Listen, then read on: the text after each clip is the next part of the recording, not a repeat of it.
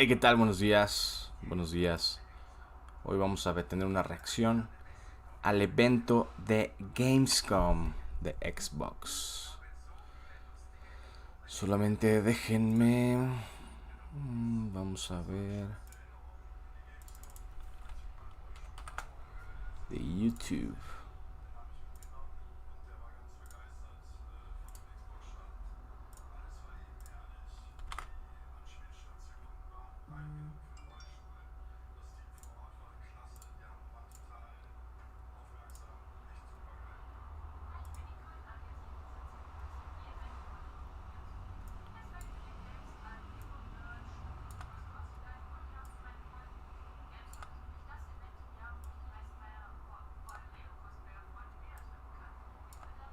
En 4 segundos.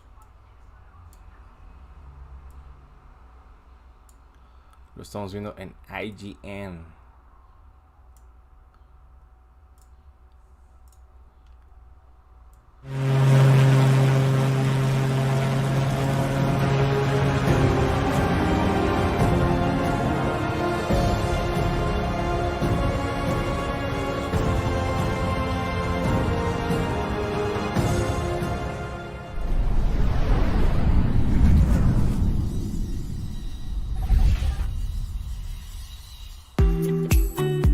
Hello everyone and welcome to our GamesCom 2021 Xbox stream. We've got so many great game updates to share with you today. We're talking Age of Empires 4, Psychonauts 2, and my personal favorite, Microsoft Flight Simulator. Later on, we'll take an extended look at Forza Horizon 5. There's so much going into this, and Playground Games' vision of Mexico is muy bonito. And we'll be getting our first look at the cover car for the game, Paris. I got $5 on it being one of those electric scooters that you see piled up on the sidewalk. Will Kate win $5? I guess we're about to find out. Yes, indeed. Our Xbox Plays team will also chat with devs and deep dive into current and upcoming games all week on twitch.tv/Xbox. Let's get started with Techland and their upcoming zombie parkour sequel, Dying Light 2 Stay Human. Venga. Dying Light. Hello, I am Timon Smektawa, Dying Light 2 lead game designer. And this is David Lubryka, animation director. Hi. Bien, bien. ¿Se escucha bien, Alexa? No se escucha muy fuerte el audio. Stay Human, the game we have been working on really hard for the last few years. We're hoping the gameplay video you're about to watch will give you a foretaste of parkour and combat systems waiting for you in the game.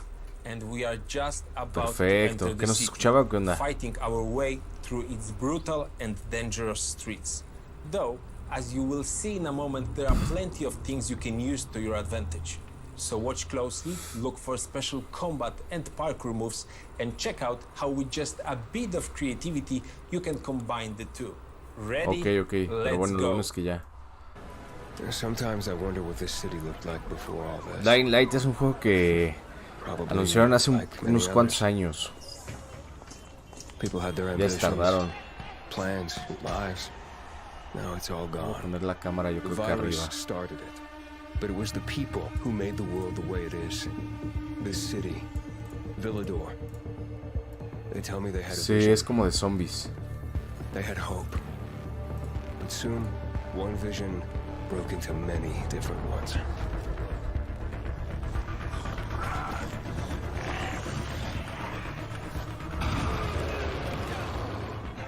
Instead of fighting together, people stood against each other. War broke out. Was it a little bird? Met a broken leg? Hope died.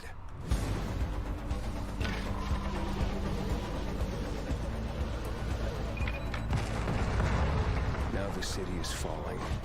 Each time we strike down an enemy, we absorb their strength. But I can't let that happen. At least, not yet. Está medio... I need Es que lo que tienen que decir es que ya tiene que sacar una fecha de salida de cuando esté este juego. Aparte creo que es multijugador también. I have to pick a side. The bazaar needs good people.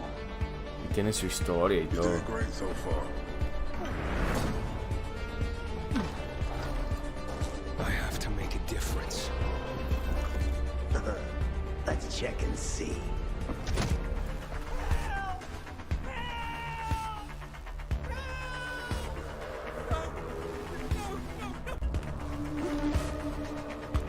They say that great change is a series of small gestures. How about this series?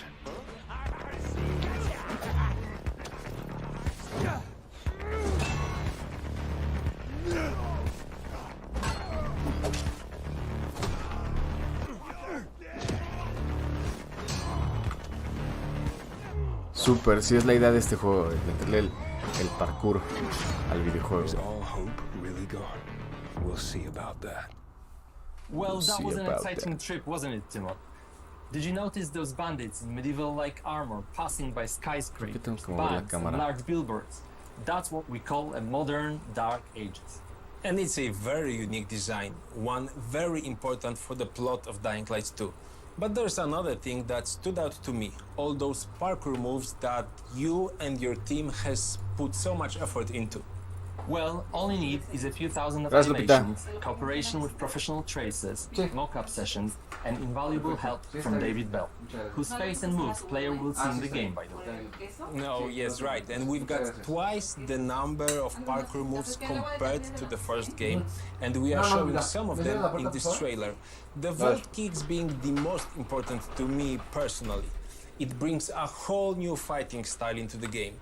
The player can stagger an enemy and use them to perform further attacks. For example, by rebounding from their bodies, jumping of them onto other foes, and so on. I think we captured the movement really well and made it quite simple for the players to perform. I can't wait for them to try it out and tell for themselves how much they loved it. It's definitely going to be useful. The city's buildings are higher than anything we have done before, improving its verticality. Players will need to find a way to reach those tall skyscrapers and other challenging spots too. Then it's good we scattered some helpers around, like a paraglider, which can support players in both parkouring and combat. Exactly, and it's Pero que gonna saquen do la great, fecha de cuándo va a salir especially este in juego. fights against humans, which are Es lo more importante. frequent and important than in Dying Light 1. It's been over 20 years since the events from the first game, so people adjusted. They are much bolder now, at least during the day. And they are more vicious too. And I think that's a great summary of this discussion. Pre-order Dying Light 2 and explore its vast, complex world on December 7th. Thanks, David. Thank you. Thanks, David. Diciembre 7, ¿no? Dijeron la fecha. For the first time in the storied history of the franchise, Microsoft Flight Simulator launched on a home console with the release on Xbox Series X and S last month. Reviewers and gamers alike were blown away by how well the stunning visuals and the depth of the simulation translated to the console, and that's why I'm extremely honored to welcome the head of Microsoft Flight Simulator, Jörg Newman, to the stream. Microsoft Flight Simulator no es un juego de... The last time we met was at the Xbox Game Showcase, and de it's getting ready to come out on un simulador de aviones, How'd pero that está bien go? difícil. Si no sabes cómo se maneja un avión, o más o menos qué es lo que tiene un avión, está bien complicado. Lo bueno es que está en el Game Pass de Xbox y puedes probarlo. They've been so gracious with their feedback. I don't know if you know, but Flight Simulator is one of the highest rated games on Xbox this year, which I think is just great validation that the translation of the simulation to the console has really worked well. Our usage numbers are through the roof. We are absolutely shattering franchise records, and I can tell you there have never been more people playing Flight Simulator than right now. So it's an awesome time. That is awesome. Congratulations on the launch, really. But I want to go to the danger zone. So what's going on with Top Gun? There's so much going on, Paris. So you and I talked about Top Gun Maverick earlier. The fans are super excited. They saw the F/A-18. They can't wait to start flying. And as you know, it comes out later this year as free DLC alongside the movie. But as the movie is still under wraps, so are we. So I can still not tell you that much about it. But there's so much else going on even before Maverick. So we are continuing to do our monthly big releases that we've been doing for a long time. And next month, on September 7th, we are launching World Update 6. And this World Update, I mean, at the beginning of the show, if you remember, there was a little red plane flying into Cologne. Well, we did that because World Update 6 updates that region, the region of GamesCom. So Germany, Austria, and Switzerland. And what that means to us is we have new aerial and satellite images. We have a new elevation map that helps us with the mountains, so the Alps actually look awesome now. We have new 3D cities like Frankfurt and Wuppertal in Germany. We have Basel in Switzerland. We have Vienna and Graz in Austria, and those cities look just amazing. They have like 7 centimeters resolution, and it's awesome. But we want to celebrate the entire region, so we picked 100 of the most scenic places, the most famous landmarks, and we call those POIs, and we sort of spread them throughout the simulation, and we also added airports. We did Lübeck and Stuttgart in Germany, and Klagenfurt in Austria, and St. Gallen in Switzerland. And what it ties it all together is missions. We're having new discovery flights, we have new landing challenges, and we have new sort of tours of the country. So they fly you around all the awesome looking places and really celebrate the beauty of this region of Earth. And this is a celebration of DACH, of Germany, Austria, and Switzerland. I'm so happy to be able to announce the date here at GamesCom. You know, that is really incredible, all the different regions and everything that you're going to have in the game, and the way that you're going to be able to actually highlight those. Yeah, I think it's really cool, but you know, for us, it's actually not just the region and the visuals. We talked a lot when you study aviation, when you love aviation like we do, you actually realize that a lot of regions of Earth have a very special relationship with flying, with aviation. Sometimes it's, you know, the first experiments with aircraft, or a famous pilot, or a feat of aviation, or like a local manufacturer. So we thought to ourselves, why do we not use these world updates to celebrate the planes? So we are announcing a new series. We call them Local Legends. And think about that as planes that are locally well known, like in that region, but outside in the world not so much. But why not use the world updates to highlight this, to bring these awesome machines to a worldwide audience? So for World Update 6, we picked a German plane from the 1930s. It's called Junkers U-52. In Germany, it's lovingly named Tante U, so Aunt U. And we think of us as sort of a digital preservation. So we really want to get these planes to an extreme level of detail. We're going out of our way to really go deep. So we're doing a full scan. We take full scans of the outside and the inside, as detailed as 1 millimeter, which is as good as you can do this. And then we're working with, for the Junkers, we work with Bernd Junkers, who is the grandson of the original creator of the plane, Hugo Junkers, and he's helping us. He had a ton of insight and materials. Then we worked with an organization that is preserving one of the last surviving examples of the Junkers. So they let us scan and take photographs, and then we were lucky that to find a pilot that actually flew one of those planes while it was still flying in the real world, and he lets us know, like, is the cockpit right and the sounds right. La verdad, este tipo de juegos de simuladores a mí como que no me atraen tanto. Hay simuladores de aviones, simuladores de trenes, simuladores de cortar el pasto.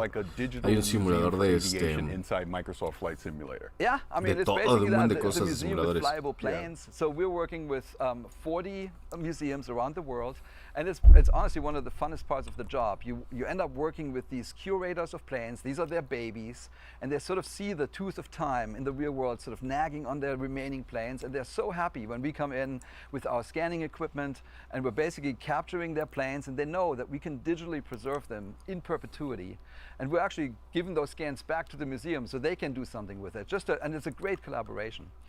And we're actually not just looking back in the history of aviation, we're also looking towards the future. So I have another announcement. We are working with a fascinating German company called Volocopter. And they're making an eVTOL air taxi for urban traffic. So they have a vision of the future, how these drone-type machines basically connect people in large cities. We're working directly with the engineering team to make sure that we are capturing their plane and their aircraft perfectly in the flight simulator, and that's coming out in November. I mean, you weren't kidding when you're saying that there's a lot going on inside of Microsoft Flight Simulator. Is there anything else you want to share? Yeah, there's one more thing. I'm so happy to announce that we've partnered with RARA. That's the Reno Air Racing Association, and every year they put on something called the Steel National championship air race, and we're bringing this to Flight Simulator. So this is the fastest motorsport. This is right down your alley. It's the fastest motorsport on Earth, and I actually brought you a little trailer to look at. So race, speed.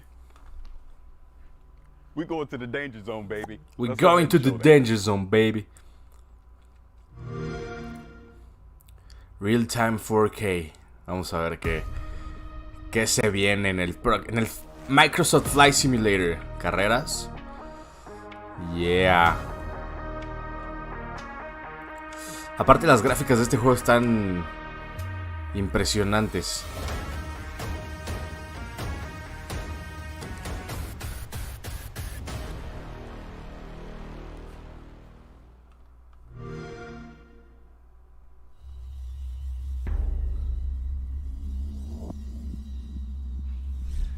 You know I like going fast, and you know I love being in the danger zone. When is this coming out?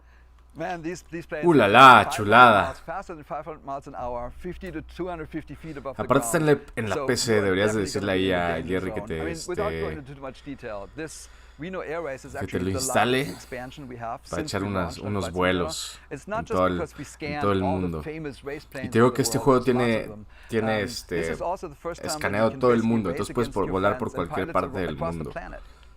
And Tú escoges de dónde a dónde volar. competitive multiplayer is coming to Microsoft Flight Simulator. Multiplayer. And that will definitely test your pilot skills. And you ask, when is it coming out?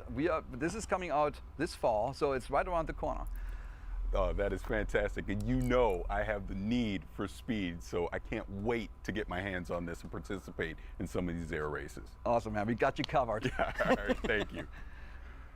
If going fast on the ground is more your speed, keep an eye out for an extended look at Forza Horizon 5. Forza Horizon 5. We'll also talk with Wasteland 3's game director about the game's next big DLC. But first, if you're an Xbox Game Pass subscriber, we have some great news for you. Vamos a ver qué se viene el Game Pass. Yeah. Humble Games. Day 1 on Xbox Game Pass.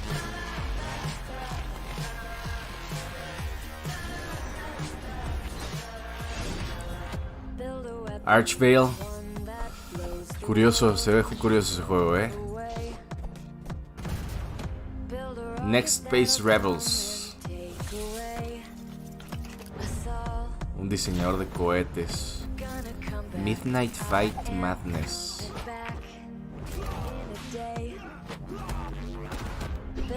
Dodgeball Academia, ese ya está en el Game Pass. Y está buenazo ese juego, El Dodgeball Academia, buenazo. Boshirin. Un Metroidvania. Flynn, Son of Crimson. Unpacking. O sea, un simulador para desempacar tus maletas, no más. Signalis. Unsighted.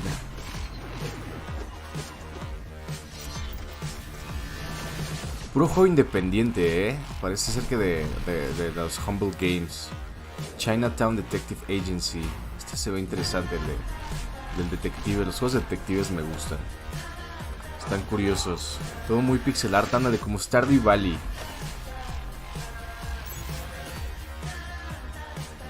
Pero este tipo de juegos, si no fuera por el Game Pass es la suscripción de Xbox que pagas, creo que 150 pesos al mes, y tienes la oportunidad de jugar todos estos juegos para probarlos y todo eso. Y si te gustan, puedes comprarlos también.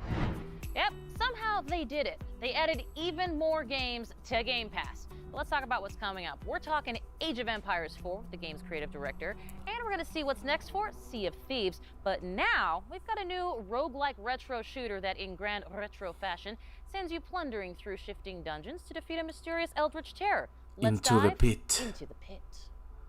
¿De qué es ese juego? Ese no lo he visto. Creo que alguna vez lo anunciaron este juego, pero no sé exactamente de qué sea.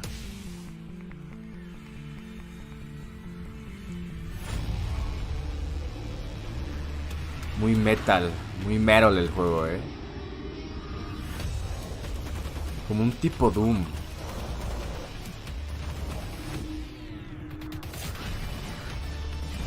Se ve bueno, se ve entretenido este juego.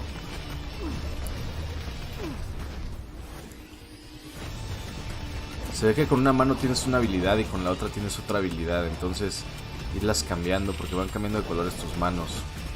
Pues cambias habilidad y ves todos los monstruos que vas matando y vas obteniendo nuevas habilidades.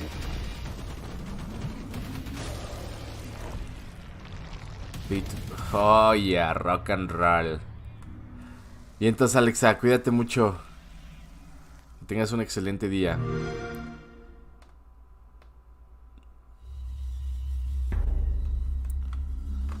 Venga, Age of Empires. I am here with creative director of World's Edge, Adam Eisgreen. And Adam, I'm so excited to talk Age 4, of course, because you've brought something a little different and very special today. Yeah, I have. So, so far we've been showing everyone kind of what Age looks like from in the game, when you're playing it. You've gotten to see a lot of footage of that. And we've also shown a little bit of our campaigns, right, through when we unveiled the 100 Years' War and showed Joan of Arc. But we have yet another way in Age of Empires 4 that we're kind of bringing history to life that we haven't talked about yet. See, you do this to me.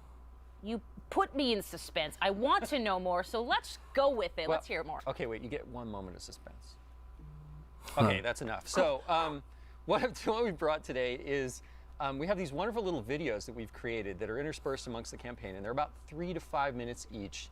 And we have over an hour of them total, and they're called Hands-on Histories. And what they are is a great way to deep dive on certain fun subjects from the cultures we're representing and just from medieval history.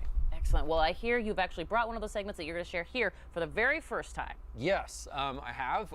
We are going to show you the segment on one of the most popular units from Age of Empires franchise and a fan favorite, the Trebuchet. Excellent. Well, this I got to see. Let's take a look. A counterweight trebuchet was the king of all siege engines. A catapult capable of smashing down castle walls from great distances.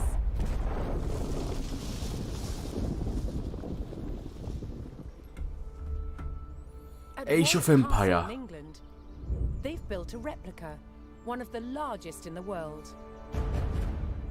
Originating in 7th century China, by the 13th century, trebuchets had evolved into devastatingly powerful weapons. Such a simple design, but so effective. It has several key features. A pivoted arm with a weight at one end, and a sling to hold the projectile at the other. To prime, the 6-ton weight is raised using tread wheels. So this is one of the wheels, one of 2 that's attached to an axle, which would lift the counterweight, weighing 6 tons. It's based on muscle power alone.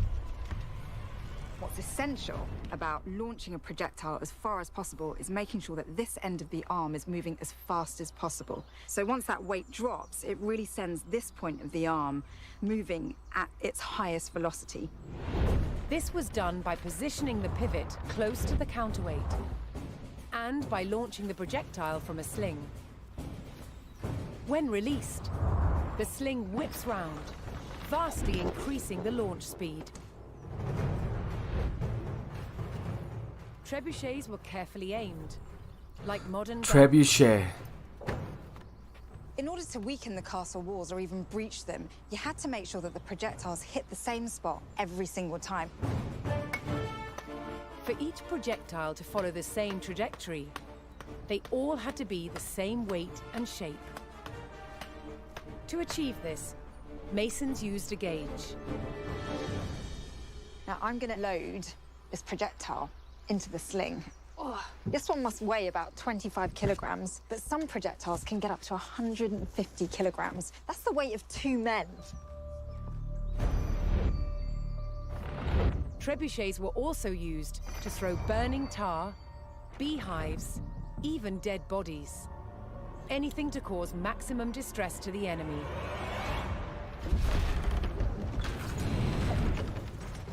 Did you hear that whoosh? It was the counterweight trebuchet's lethal combination of power and accuracy that made it the ultimate medieval siege weapon.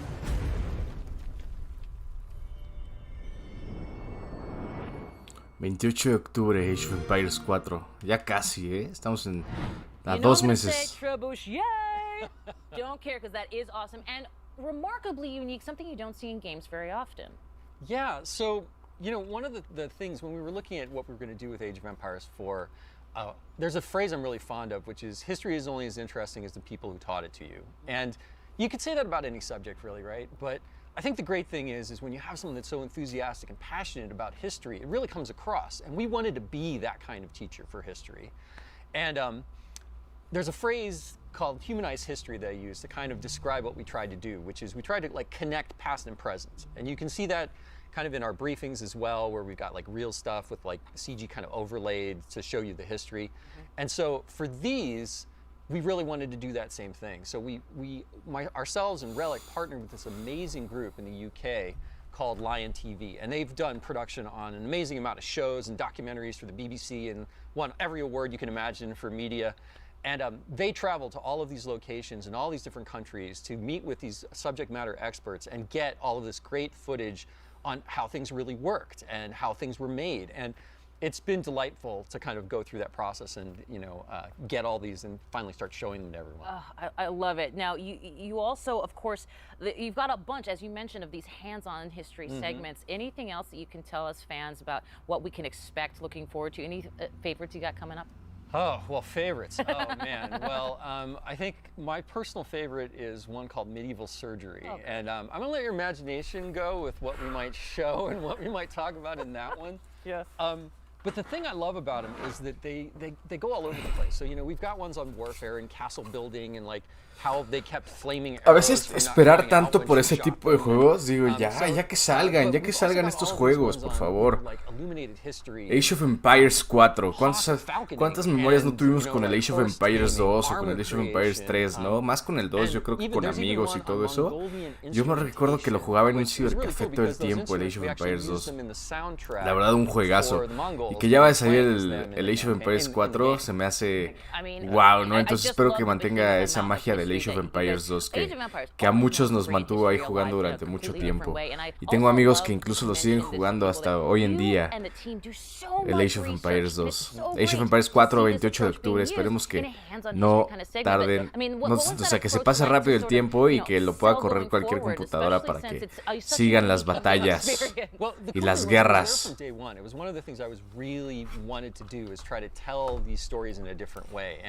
But I'll tell you, like, full disclosure, it's been insanely nerve-wracking because we're trying something completely different that no one's ever done before in a game, right? We're history, but we're a game, but we're teaching you things, but you're having fun. And finding that middle ground has been really challenging. And, you know, every time we've tried to show it, we've shown the campaigns or we've shown these hands-on histories, I've been like, oh God, is it gonna work? Like, people gonna like this? And the great thing is so far, everyone that's really experienced the entire thing put together have just been like, wow, this is great, and it's so different and kind of cool and refreshing. So, so far so good, right? But yeah, it's been a journey, you know, to get all this done and put the whole game together. Well, I love that you mentioned journey because we are coming towards the end of this development journey for Age 4. Talk to me about where people can find and learn more about Age of Empires 4. I know they're all chomping at the bit. Oh, well, you know, October 28th, we are launching the game. You can go to ageofempires.com 28 de octubre que sale el Age of Empires 4. Hoy nada más estamos reaccionando a este pequeño evento de Xbox, que me interesa mucho saber cómo va el desarrollo de juegos y qué juegos van a salir a finales de año. Le falta una hora más, dura hasta la 1:30 más o menos hora de México, entonces vamos a estar aquí un rato más y mañana regresamos a jugar Psychonauts 2. A bit of a tease from Mr. Ice Green. Maybe. And I like it very much. Adam, thank you so much for joining us here. Always a pleasure, Kate. Always a pleasure. Age of Empires 4 looks fantastic, so I cannot wait. October 28th, neither should you. Now, we have tons coming up here today, including a new update for State of Decay 2 and an extended look at Forza Horizon 5 with our friends at Playground Games. But now, let's catch up with Paris, who's gone from flying the skies in Microsoft Flight Sim to a different kind of cloud. Paris Campbell. That's right, Kate. Xbox Ah, no, Cloud Paris, Gaming is ¿cómo se llama already el available Paris? on Windows PCs, mobile phones, and tablets. And now, it's Está coming padre to su playera de Xbox Xbox, console. su sudadera. The future with cloud gaming sounds bright. No waiting to install, no running out of hard drive space, no waiting to patch, and no buying a new console just to play with your friends. See how the vision of cloud gaming will bring people together. Cloud gaming de Xbox, que puedes jugar desde tu celular. Todavía no sale al 100 en el iPhone, pero ya está para el Android.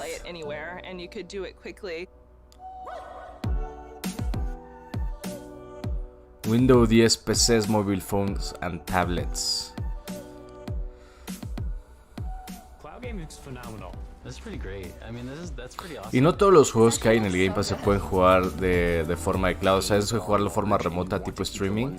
Y la mayoría se pueden. O sea, la mayoría de originales de Xbox, Halo y todos esos se pueden jugar. El Forza creo que también se puede. Cloud gaming is really about looking at how people play differently. I know me in particular, sometimes I just have 20 minutes. It should be as easy as finding the game that you look for on your console and just jumping right in. We're targeting 1080p at 60 frames per second. What's crazy about this is like the latency. This is the kind of stuff you need with cloud gaming. Celeste. ¿Ese juego cuál es, el de los carritos? Se ve curioso. The process itself to get into cloud gaming feels like you're playing on console, right? You go, you find the game you want, you press play. It's so easy nowadays. You can pick up any device and pretty much play any Xbox game on Game Pass.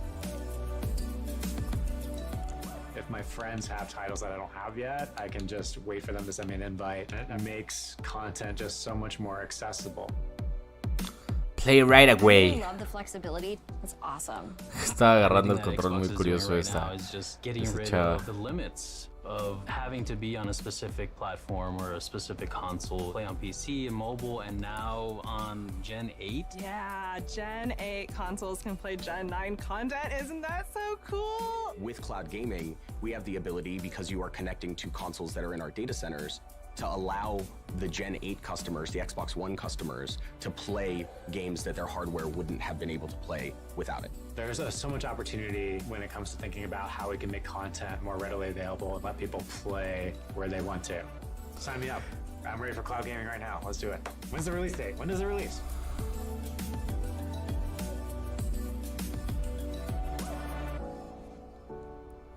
Este año, a finales de año, ya sale el Cloud Gaming.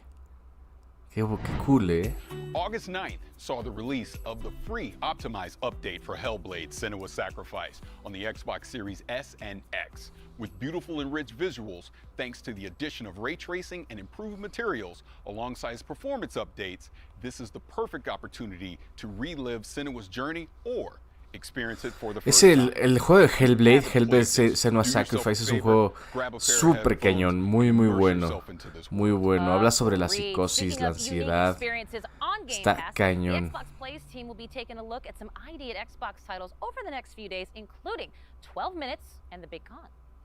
They're also talking with developers from Halo, the Master Chief Collection, Forza Horizon 5, and Destiny 2. So join the live Q&A to get your burning questions answered. You can catch all of those streams. 12 Minutes, tenemos una reseña del juego de 12 Minutes aquí en el canal de YouTube también. Speaking of Forza Horizon 5, don't forget our friends at Playground Games will give us an extended look at their monument to motoring in Mexico later on. That includes never-before-seen areas of the game map, plus cars that have never been in the Forza franchise before. I've loved everything I've seen of Forza Horizon 5 so far, and I can't wait. Now, Kate, there's more games to check out, right? Well, right you are, Paris. Let's talk Wasteland 3. Their newest DLC introduces us to a new cult.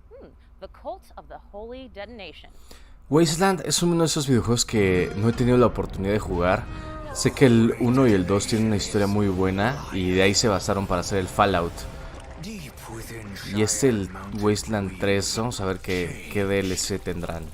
Devolved into the mutations you see before you. Set on a righteous path. The holy detonation's life-giving glow should be shared with everyone. El culto de la detonación. Y es un juego tipo RPG isométrico. May the light of the holy detonation purify. Cult of the Holy Detonation. 5 de octubre para los que juegan Wasteland 3. Están a un mes de experimentar este DLC. Y en octubre se vienen muchísimos juegos muy buenos. Muy buenos. Play Day One on PC console. With new patches, bug fixes, and added features, like a fine wine, Wasteland 3 just gets better with age. To really savor the game's bouquet, we're talking with inXile game director David Rogers. David, thank you for joining us. David Rogers. Thanks. So in the trailer, we saw that the DLC is coming out on October 5th, but we know, inXile, Wasteland 3, you guys have been working on this for a very long time. So can you kind of talk about that journey? Yeah, our dev team has been working nonstop full tilt, trying to make Wasteland 3 the best version of itself it could be. Over the past year since it's released, we've added features, we've balanced, we've listened to the community, we've fixed bugs, added stability, and I really think that the version that we have now is the absolute best version of the game, and if you've never played it before, now's an awesome time to jump in. Well, congratulations on everything that you've been doing with Wasteland 3. Now, this DLC is called The Cult of the Holy Detonation. Now, talk about that a little bit. Tell me what's going to go into this DLC. What should we be excited about?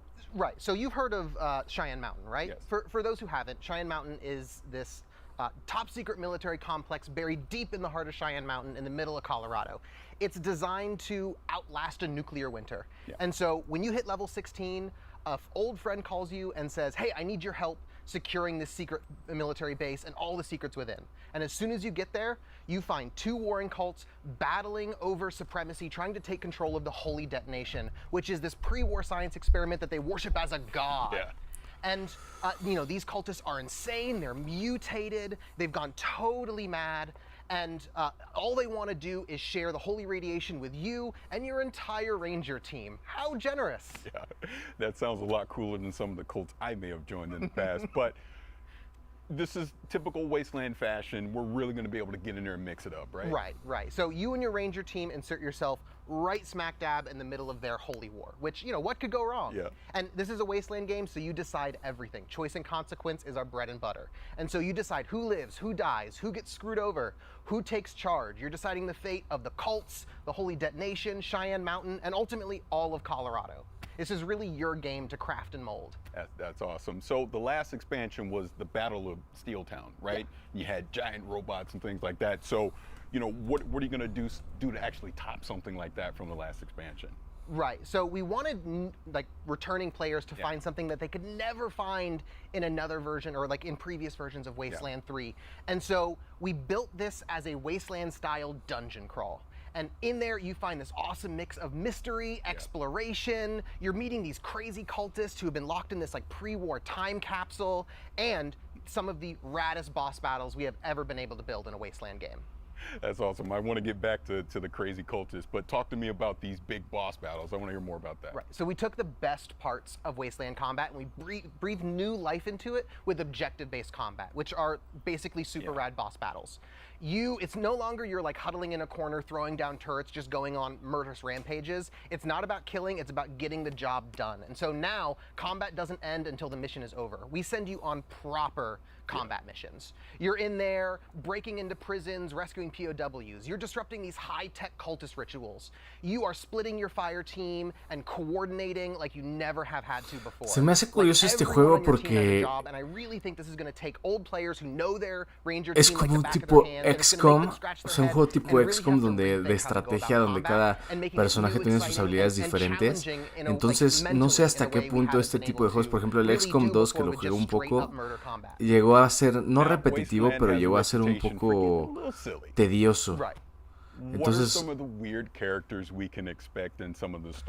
es estrategia 100%, es conocer las habilidades de tus personajes, ver más o menos cómo moverte, qué tal el posicionamiento de tu equipo. If we're brainstorming and something makes us laugh, we just put it in the game. That's just how we do it, and we pick up the pieces afterwards. Because we want to make something that entertains us, and then we know if we're having fun, our fans are going to have fun along with us. And so we got to explore, really letting you get deep into this weird radiation cult, and let you interact with them and talk with them. and tell stories and like maybe even join them. And so like for instance, one of the characters you meet, one of the first cultists you meet, is this slathering beast. He's got like claws and fangs and spikes jutting out, and he's drooling, but he's like the nicest guy in Cheyenne Mountain. Like you meet him and he's like, hey guys, you should like come in here and like soak up some of these rads, it'll be great. And he Sherpas you in and lets you meet the whole cult. And another one of my favorites is the Proteus. He's what you get if you took like 20 cultists and you like melted them into a big pile, kind of like I would do this with like a magnifying glass. I would like melt like army guys and like GI Joes into a big pile, and he's wet and sloppy and gross and he's hard to understand and he needs a translator supposedly, but he's like your #1 fan. And getting to build like this totally out there wild extreme character was a ton of fun to write for. It's a ton of fun to like explore like what makes this cult tick, and he's an absolute blast. Hell, even some of the weapons that you find in Cheyenne Mountain, they're devolved cultists. Like there's one guy and he kind of devolved into this like vomiting bagpipe creature, and he has this real like kill me vibe about him. But we get to play with these fun body horror themes that let us jackknife between sort of like dark and serious and like goofy and funny, which is a line that Wasteland really loves to ride. Like, voy a probar el juego de Wasteland. La verdad sí se me antoja probar a ver cómo está. I can imagine. Now, a ver de qué se trata, un poco de la historia, un poco un mundo post-apocalíptico. But say I'm a new player, say I'm watching this right now and I'm like, man, I want to get into Wasteland 3. What would you suggest for new players wanting to get into this? And like I said at the top, like Wasteland is like the best version of itself right now because of all the work we've put into it over the past year. And so you can get the whole thing with the Colorado collection. That's the base game plus Cult of the Holy Detonation and Battle of Steeltown, all for a discount. Or if you have Game Pass, you already have Wasteland 3. Just download it and play it, and then you can get both expansions with the expansion pass. That is awesome. Now, to kind of recap this a little bit, we've talked about, you know, spewing pus bags and these weird characters and the cults and the boss battles and all these really cool things that are going to be in Wasteland 3. But please remind everyone before we get out of here, when can you pick up this DLC? Right, this Work of Passion, it comes out on October 5th. We're really stoked. That is awesome. 5 de octubre. Es que hay tantos juegos que van a salir estos días y estos meses. Empezando mañana por Psychonauts 2. Espero que saquen algo ahí, un poquito de In the Psychonauts. 3 years since its launch, Sea of Thieves has played host to some incredible crossovers, including unique ship sets inspired by games like Battletoads, State of Decay, Halo, and more. Today, we're excited to announce a brand new special event that will award players an all-new ship as a part of the latest wild crossover heading to Sea of Thieves. Better yet, this event begins tomorrow, so get ready to make some Para todos los fans de Sea of Thieves, es un juego que también siempre he querido entrarle, pero como que mis amigos no le han entrado. ¿Qué es como de Borderlands o qué es el barco?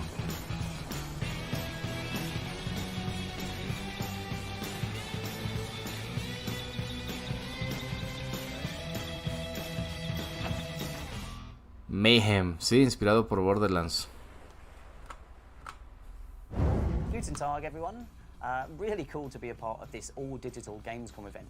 And we were thinking, what's the best way to kind of celebrate GamesCom and to be a part of this as Sea of Thieves? And so we're really excited to reveal that we're bringing the Mayhem ship set that you've just seen, a really, really cool ship that's inspired by Borderlands, into Sea of Thieves. And we're giving all of our players a chance to earn it during kind of the GamesCom time period.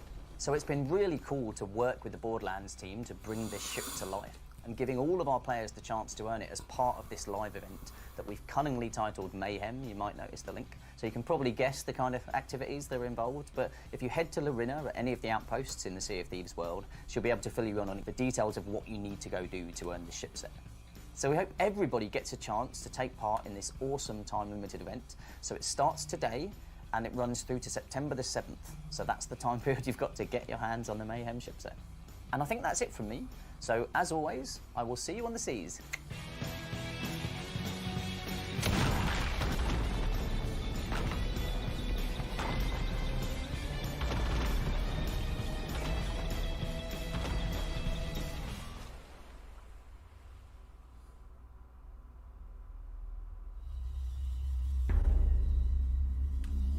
Juégalo día 1 en PC y consola. ¿Qué es eso? Hope. It's always been a dangerous State of world Decay in Trumbull 3. Valley. But now, it's hope that brings us back together. Creo que sí es State of Decay 3, It reunites old friends. It builds new bonds. And in the face of a growing threat, hope is the greatest weapon we have. State of Decay 3. Es un juego cooperativo online. El 2 estaba muy bueno, pero la idea del 2 era que estuvieras creando tu propia base. Pero el problema del 2 es que no podías, o sea, a fuerzas tenías que entrar a la base de un amigo tuyo y no podías como que hacer una entre todos. Pero este es el 2, ¿no? Va a ser una expansión. 6 nuevas bases. Nuevo mapa. ¿Será una expansión del 2 o ya el 3? Nuevas armas. Una expansión del 2 seguramente, ¿no? Homecoming, septiembre 1. Sí. Expansión del 2.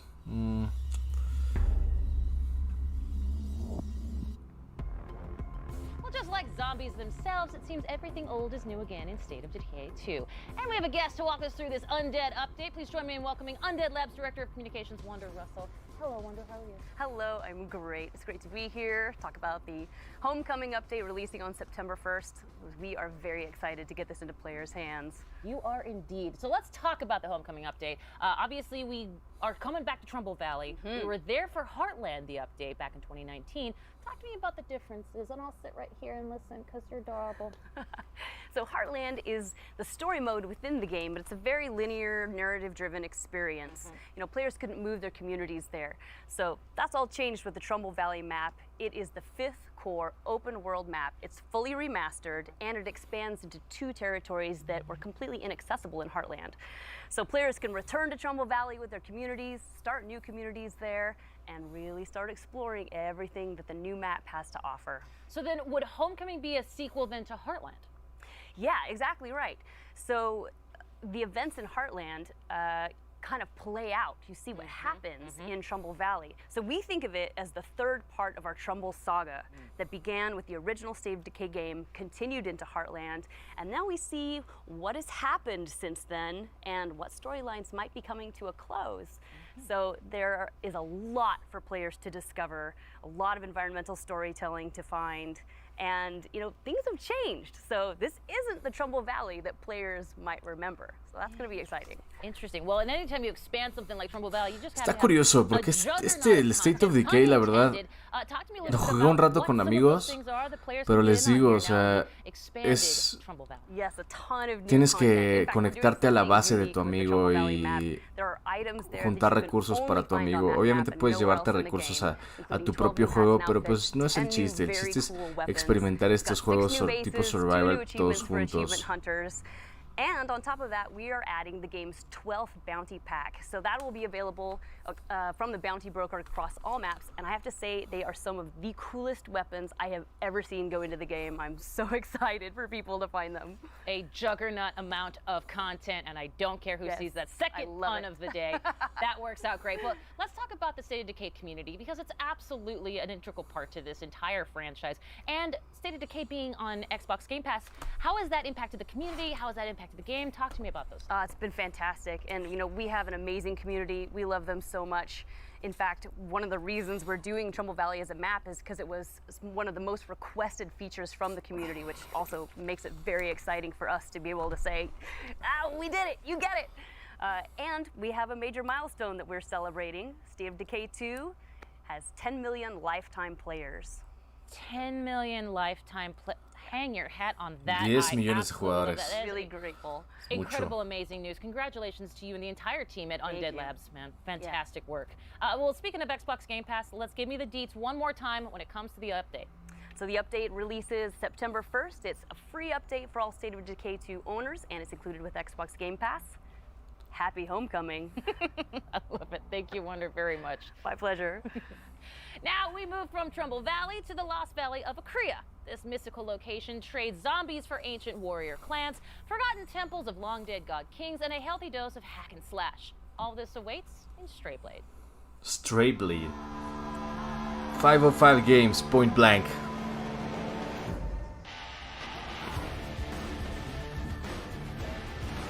Este no lo había visto, Este se ve curioso.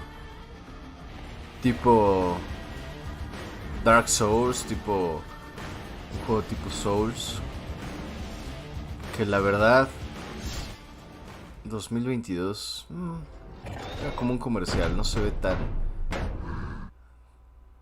In Strayblade, you discover the mystical lost valley of Akria, a world which ranges from overgrown temple ruins to frozen caves and winding canyons. A game world that changes based on your victories and plenty of dudes to stab in blade-to-blade combat.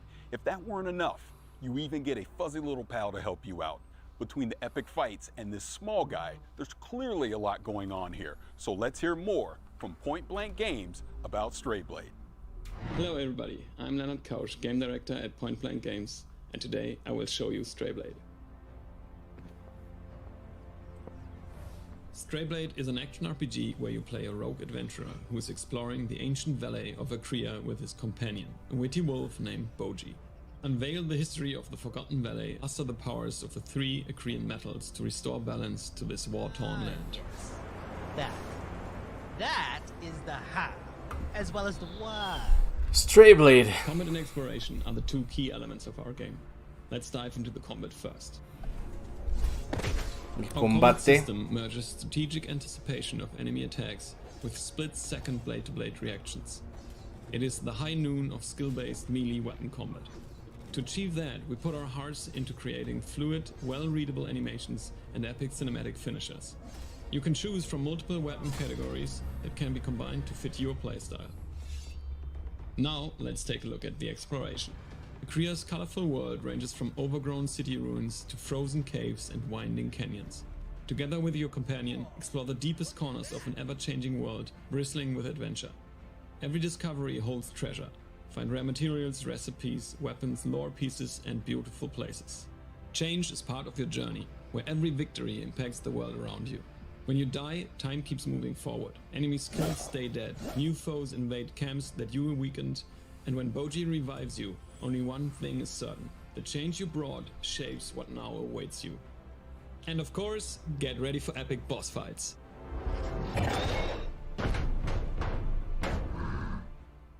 We hope you enjoyed the first look at Strayblade, which will be out next year. And keep an eye on our social media channels for more information.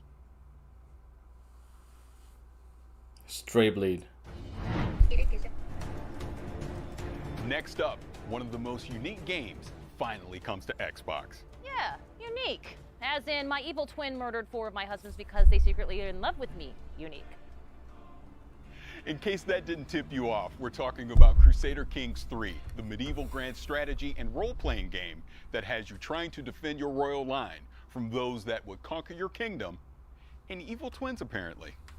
Yeah, it's coming to Xbox as an adaptation, not a direct port, meaning that the UI and controls have been refined to bring that grand strategy experience to a controller.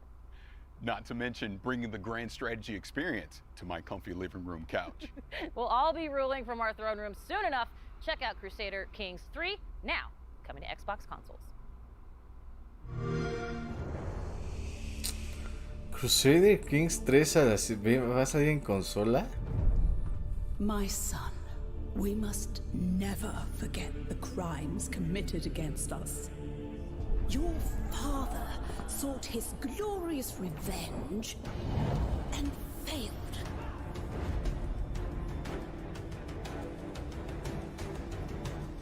He never understood that the greatest wars are won with weddings, not warriors. With daggers, not swords.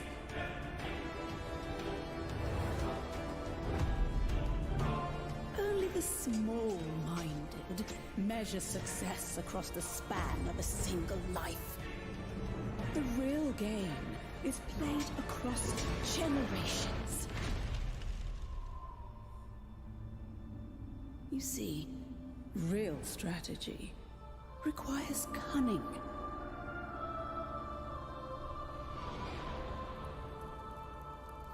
Crusader Kings 3 sí lo jugué un tiempo, pero solamente iba a salir en las consolas de Xbox Series S y X.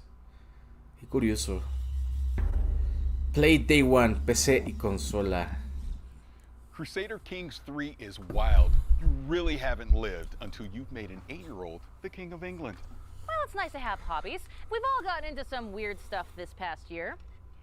Weird like diving into people's brains and exploring their mental universes projected into a psychedelic 60s wonderland. Psychonauts 2 es un videojuego que sale mañana. Mañana vamos a estar jugándolo aquí en el canal. Ya no puedo esperar para jugarlo. He visto las reviews, he visto las reseñas de varias personas que la verdad es un juegazo. Para juego del año, dicen. Was a different time for gaming. Most of the biggest games that year, we're talking Resident Evil 4, Battlefield 2, Call of Duty 2. They were great games, for sure. But they were all big, beefy shooter games. Meanwhile, Psychonauts had humor, whimsy, and surprisingly heartfelt moments. It was an oasis of color and humanity in an era when games were increasingly turning grimy, dark, and combative. Not to mention having some deceptively deep character moments. That's why the original is considered a cult classic. It has been a long time coming and it is El Psychonauts 1 salió para el primer Xbox hace años. Vamos a ver el tráiler. Raz, se llama Raz el personaje principal. Psychonauts 2. Que habla mucho sobre temas mentales también el juego. Por lo menos el 1.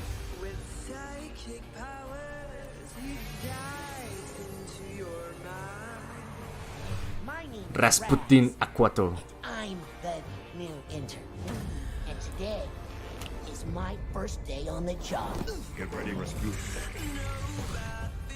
Sasha Nain, Mental Mentor. Did you forget Mila Vadella. levitation, Rasputin? I'm not supposed to check out Ocho Mentalis. You did what? Agent Forsyth. Can't we just... No. Quit picking on the new kid. We were all new once, in case you forgot. I've got eyes on the target.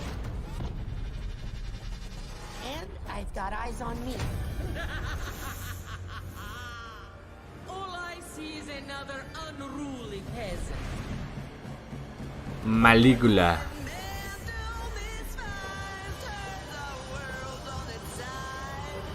Hijo, mañana sale este juego, mañana. Es ese tipo de juegos que... O sea, que toca temas muy muy buenos y los hace tipo arcade. Maligula's power.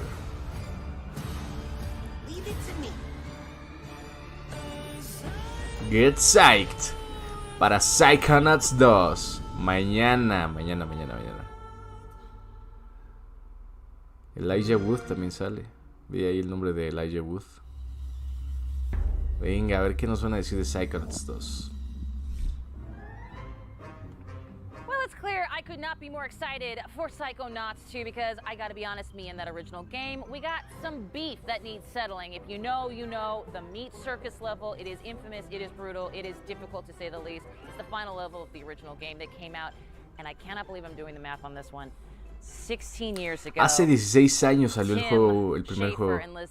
Tim Schafer. I am definitely dating myself, but you all welcome from Double Fine Productions. Thank you so much for being here. Tim, can you believe it has been 16 years? I almost said 19 years. Yeah, it feels like only yesterday, but it kind of was for Raz because the story picks up right where the first game left off. And even though it has been a lot of years, it's a game that matters a lot to us. We really love it here at Double Fine, and we know that a lot of fans, it meant a lot to them. And so we really want to be true to the spirit of the first game, which we were able to do because we brought back a lot of the same voice actors, and we also have a lot of people on the team here that worked on the first game, as well as bringing on a bunch of new people like Lisette. Thank you. It was really important for us to carry the legacy forward, especially the cool style of Wonk that is very prevalent in the first game. Mañana lo vamos a estar jugando. Wonk. Psychonauts Put it 2. on a shirt. I'm in there for it. Let's roll it back a bit. Of course, this can be a kind of a trippy idea if you're not familiar. Psychonauts, they still jump into people's minds, I'm assuming, like the first game, right? So if a Psychonaut sort of dove into my brain, it would be like a lot of Ted Lasso quotes and French Bulldog memes. Am I correct, Tim?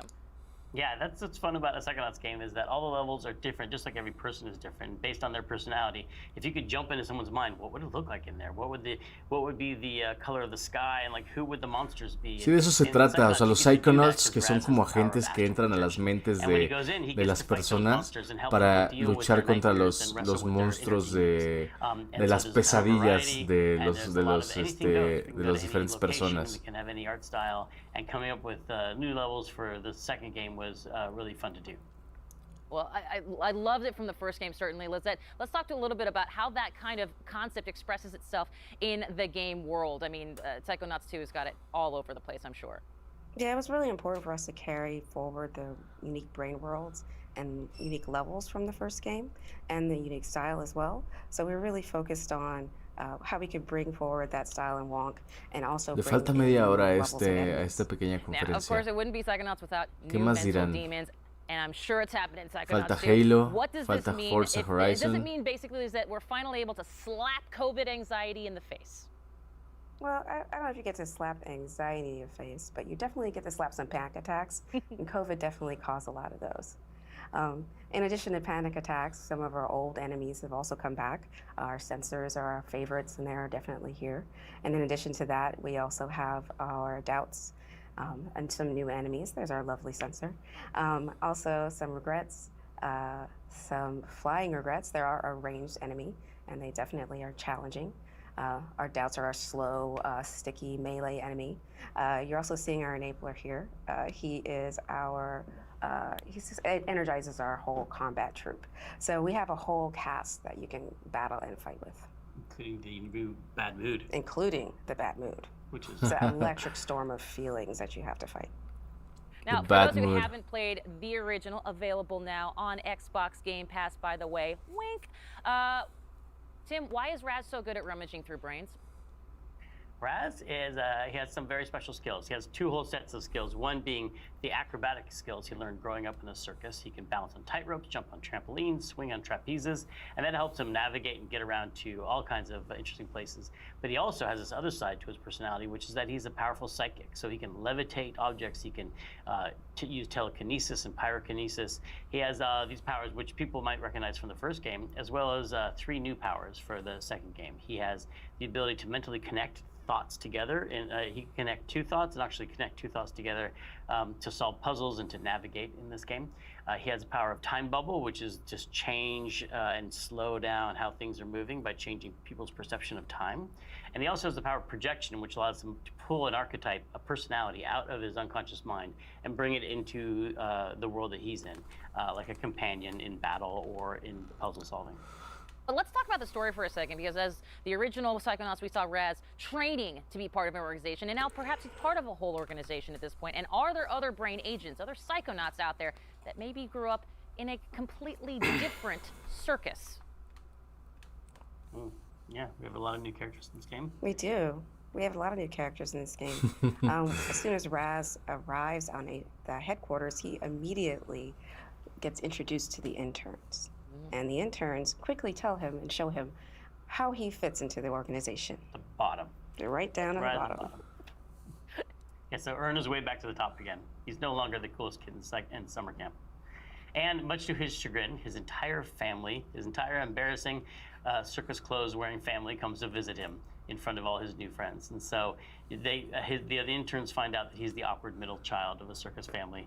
Each one of them has their own quirks and foibles, and some of them are even psychic. And so a lot of their story gets told in this game, including their backstory and how it relates to the foundation of the Psychonauts themselves. Well, I like that. And of course, as you might know already, I'm sold. But you, of course, already knew that. When can myself and the rest of the world... Mañana se puede jugar ese juego. You can get back to the beef and play Psychonauts 2 on August 25th on Xbox Game Pass and PC. Mañana. Lizette, Tim from Double Fine, thank you so much. And you know what? Extend a huge congratulations to everyone at Double Fine on the launch of Psychonauts 2. Thank you so much. We're very excited. Thank you. And you can catch more of Tim Schafer and ask him those burning questions about the newest game in the fan favorite franchise in our Xbox Play stream tomorrow. But first, we're going from cleaning out mental cobwebs to cleaning up alien planets. The This Gunk. Extremely satisfying 4K 60 trailer for The Gunk. From the creators of SteamWorld. Todavía sigue en desarrollo este juego. I'm pretty sure the ship's insurance won't cover alien storm damage. You have to be careful out there. The gunk's eating everything here. This planet is literally a paradise when the gunk's gone.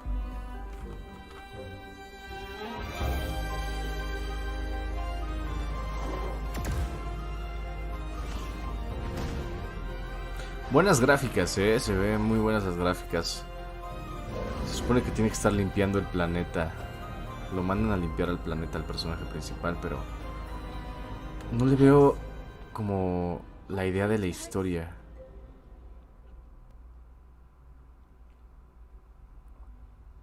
No sacaron mucho.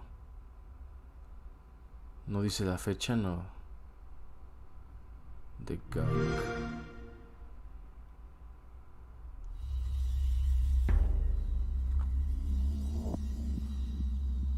We have talked about so many incredible games today, and it's hard to pick a favorite, but let me just say, it is so cool that State of Decay 2 is expanding Trumbull Valley. Come on! And hey, you know what?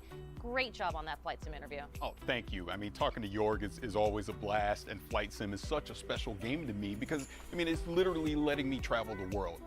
But I was staring daggers of jealousy watching you talk to Tim and Lizette over at Double Fine. Well, I will say this, I understand, but you got to play Psychonauts 2 already, so I don't even want to hear it. That's true, but it's not the same as talking to the creators. Just trust me when I tell you, be excited for Psychonauts 2.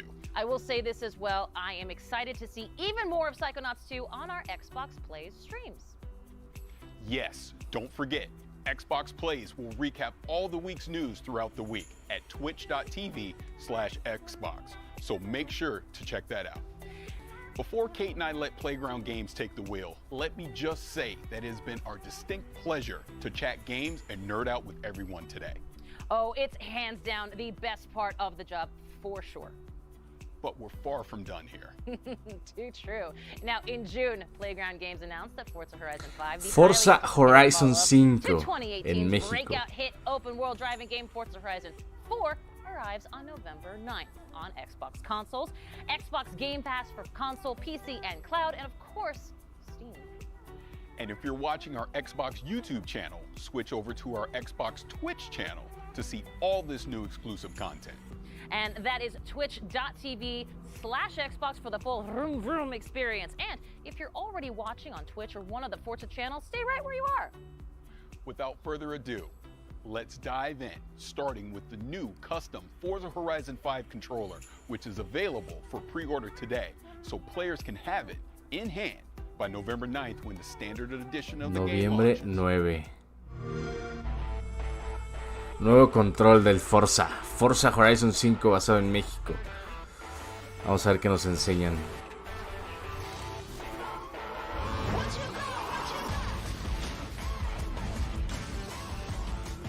Nah, si es el control, nah. Está cool,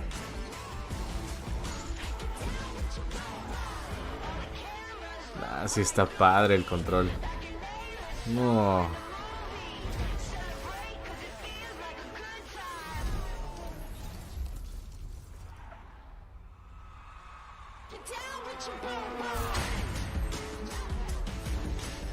Nah, sí está cool el control.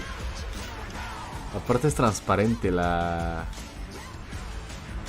plástico, ¿no?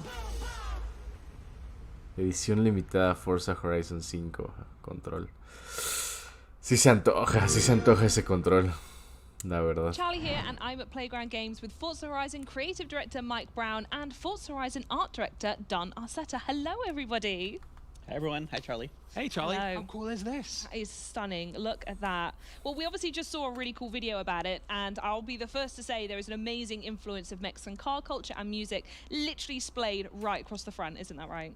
Absolutely. It just feels like it's a part of the Horizon Festival, like it's just dropped out of the game into your lap. Absolutely. Absolutely love it. And there's so much we do want to show the fans, and it's been quite difficult to decide where to start. So can you maybe tell us a bit more about the game, Mike? Sure, yeah. So Forza Horizon 5 is bringing the Horizon Festival's unique brand of fun and freedom to beautiful and vibrant Mexico. Players are going to set out across the largest, most diverse open world we've ever built in hundreds of the world's most beautiful and exciting cars. Yeah, and people think that Mexico is just a desert or a beach, but there's so much more to it, isn't there?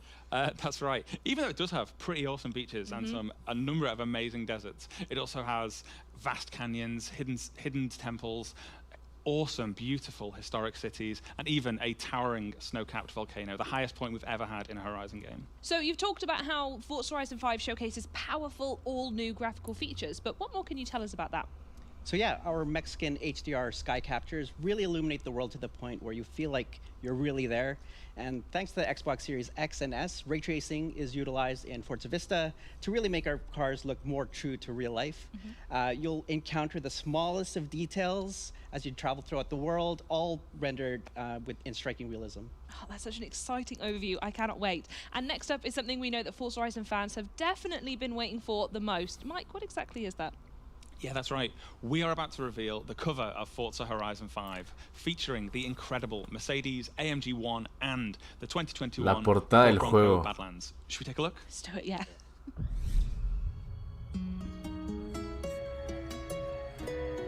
Nah. Y ese es juego, Wow. La Bronco, la nueva Bronco, camioneta Bronco, que vamos a poder jugar en el Forza Horizon 5. Ese es México y ese es parte del juego. En la jungla, en la carretera. Ya me imagino manejando el juego, manejando ahí en Baja California. AMG y Bronco. Noviembre 9. Yeah. Hasta ganas dan de comprarse un volante solamente para ese juego. Ways to explore Mexico. So what I want to know is why those two cars were chosen and what players can expect when they get behind the wheel. Yeah, so those differences are exactly why we chose them. The Mercedes AMG 1 marks the first time a car features Formula One hybrid technology almost one-to-one from track to the street. And with the 2021 Ford Bronco Badlands, that's primed for rugged off-roading across Mexico's vast terrain. And I'm certain people can't wait to see more of what these cars can do in the game, so I don't think we should keep them waiting any longer. Mike, can you tell us about what we're about to see next? Yes, so in a few moments' time, we'll be kicking off a Forza Horizon 5 Let's Go stream, and everybody should check that out for a big deep dive into loads of new content and features from Forza Horizon 5. But before that, we have 8 minutes of brand new gameplay where we're going to see both the Mercedes AMG 1 and the 2021 Ford Bronco Badlands. And in typical Horizon fashion, we are going to see active volcanoes, cars jumping out of cargo planes, and a race under beautiful Mexican skies all the way to the Horizon Festival. Should we check it out? I think we should. Venga, vamos a ver qué nos enseñan. La Bronco. Aplicando Rápido y Furioso, ¿no? Aventándose del avión.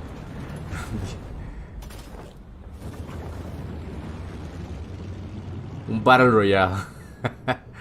Drop it like it's hot. La gran caldera de volcano.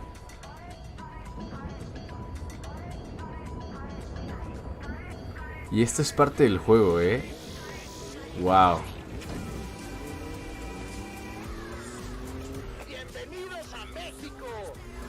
Bienvenidos a México. Of the 2021 Ford Bronco Badlands, atop of the towering, snow-capped Gran Caldera volcano. See you on the other side.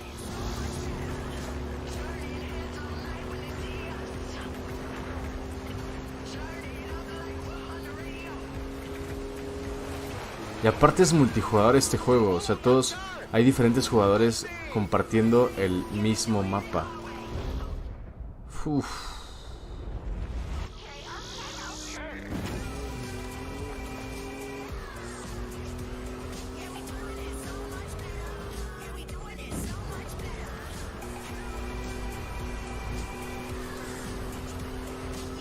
Noviembre 9 para el Game Pass.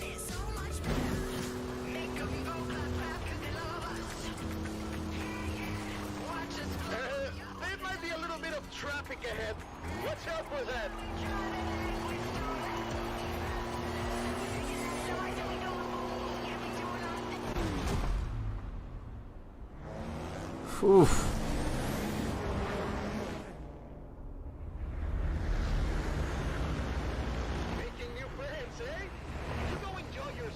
Horizon Festival, que se viene el Mercedes.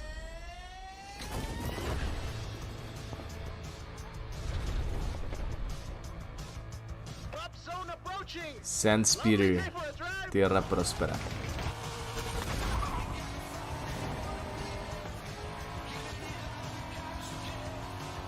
So now we see the 2020 Corvette Stingray tearing up the asphalt towards a dust storm in the Mexican farmland. Outtrack the storm! No sigue adelante! Keep going!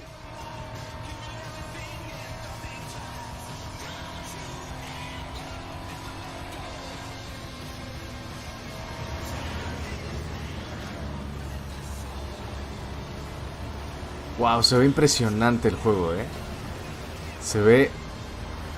Ahí había un Tesla, ¿no? ¿O qué carro era el que rebasó? Van a manejar por la tormenta de arena. Dust Storm.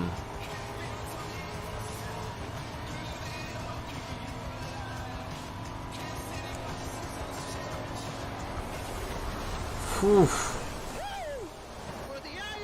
O sea, manejar esto en septiembre no lo vamos a poder jugar en el Xbox. En todas las consolas de Xbox se va a poder jugar este juego. Y en la PC también. Y lo mejor es que va a estar en el Game Pass.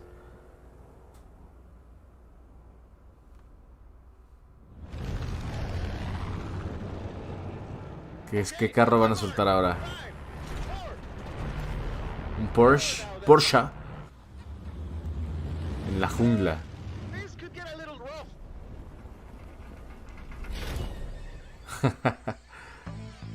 Thunder in the Jungle. La selva.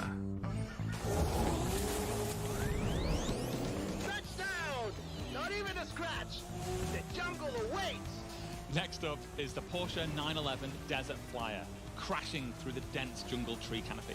Flamingos! Porsche 911.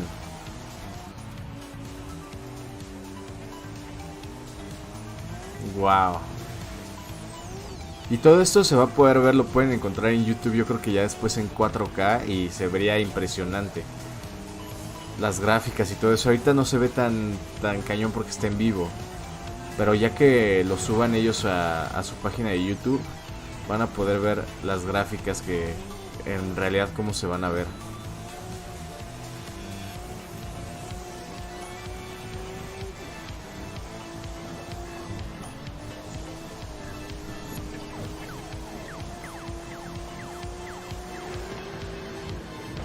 El boogie.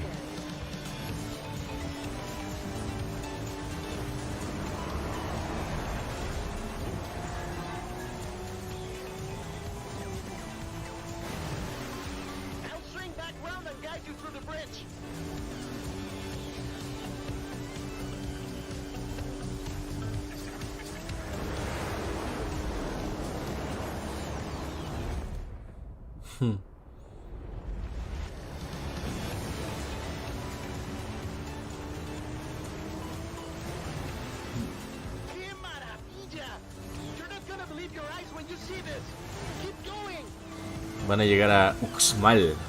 ¿O a dónde van a llegar?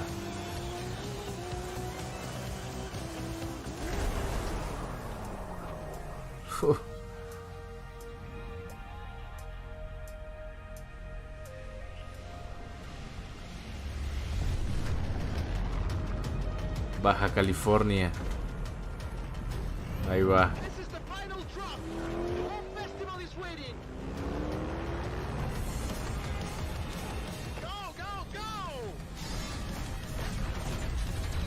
Ahora sí el Mercedes.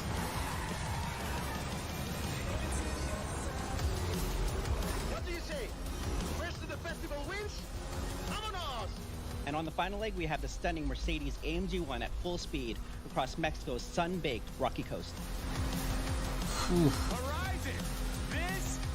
100% me voy a comprar un volante para este juego. Noviembre 9.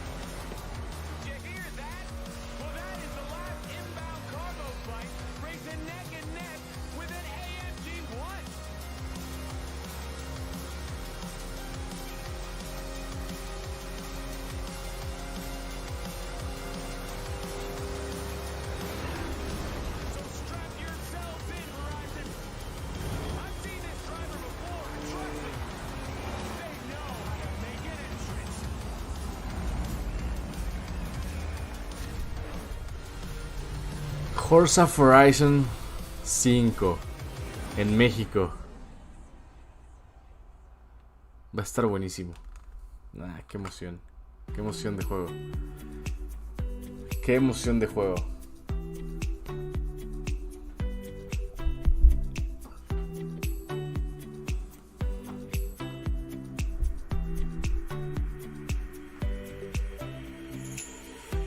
Gracias por estar aquí. Resistencia Geek se despide. Qué chido, qué chido, qué chido juego. Ya saben, nos gusta todo este tipo de contenido y todo esto. Pásenla chido, que tengan un excelente martes todos ustedes. La Resistencia Geek se despide. Adiós. Peace.